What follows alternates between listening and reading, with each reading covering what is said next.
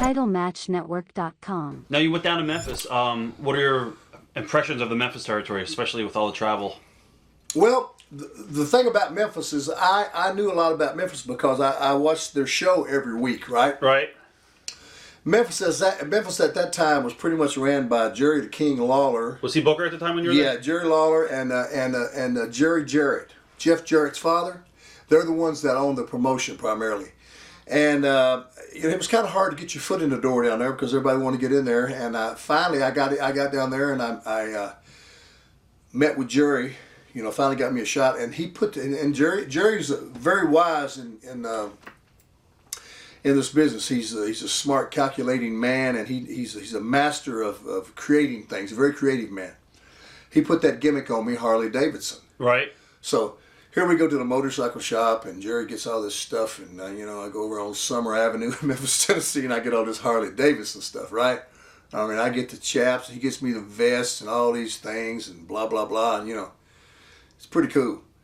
And then he puts me with a real seasoned veteran, a guy named Roger Smith. I mean, this guy was wonderful to me, but to other people he was nuts, and they were a little scared of him. He was a scary kind of guy, but he was a sweetheart.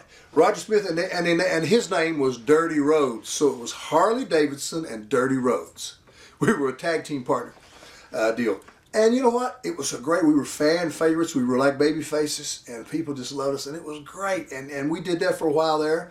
And the Memphis territory consists pretty much of parts of Mississippi, Arkansas, a lot of Tennessee, a lot of Kentucky, and it would even go into southern Indiana. So it's lots of drives. Yeah.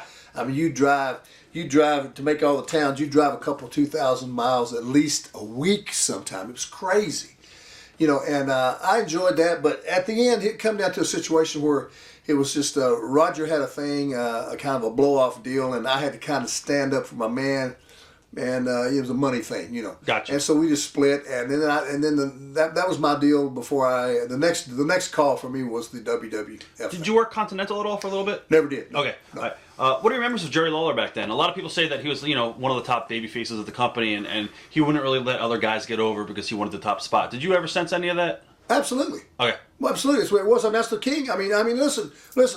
I have my little beef with the King before over things, but you have to give him his absolute dues, and I'll give it up front. But listen, when you run the business, you do what you do, and everybody's got their own things that they do, and I understand that.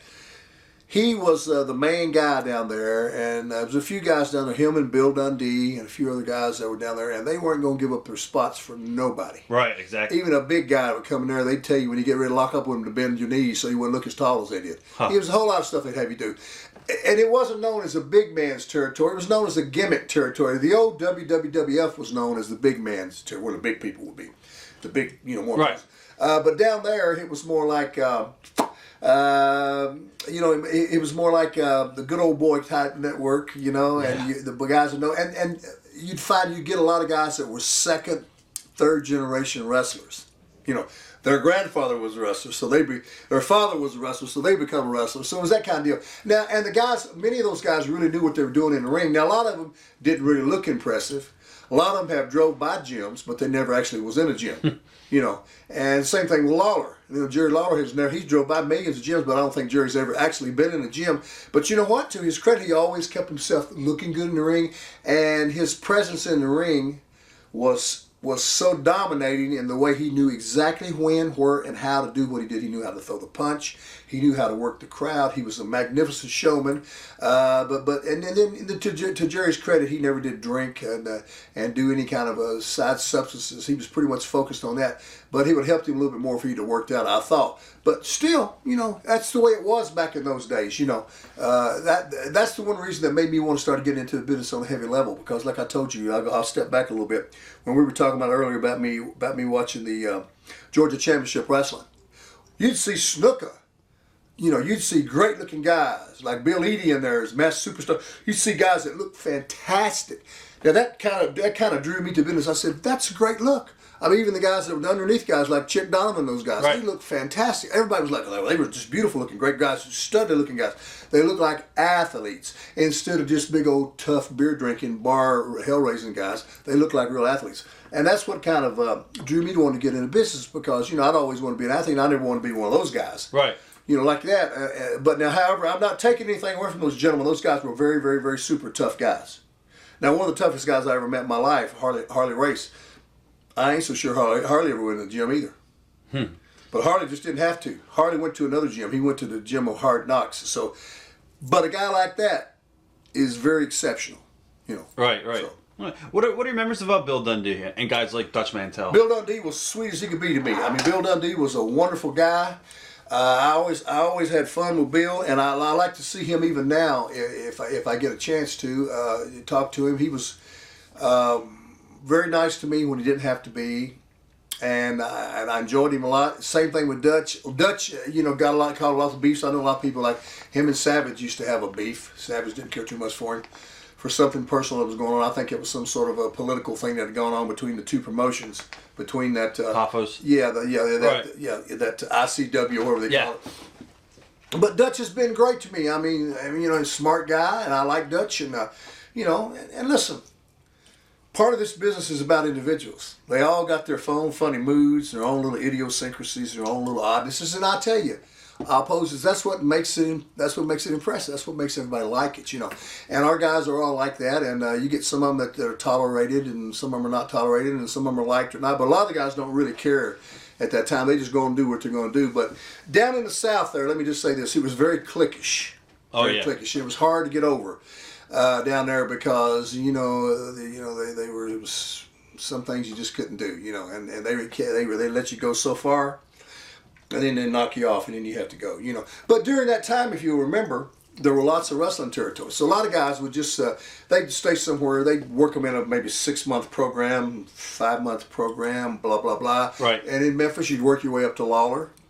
And when Lawler was done with you, you were done. Yeah. I mean, when Lawler beat you and topped you, it was time to leave. I mean, or you could hang around for a while, but your money wasn't going to be good. Right. Because the money was only going to be on your ascent to Lawler. And once they might shoot off there and do a few tag team things and little odd end things, but after that you go on. But that was okay because most guys in those days were looking to move anyway because the wrestlers were like gypsies anyway. Yeah, like vagabonds, So I have a question for you. I don't know if it's true or not. Did anyone ever take liberties with you early on in your career, and then Bob Orton stuck up for you? Is that a true story? I think I've had a few guys that do some stuff to me. I had a few guys that try some stuff like that down in that Memphis territory, but I had that Roger Smith with me. Right. And I might not at that time even realize, see, when those guys are experts and they've been there rings, they can do stuff to you, you don't even know they're making you look bad. Right. In other words, they can do little things that make you look bad and you don't even realize it. But Roger was my backhand. He would like...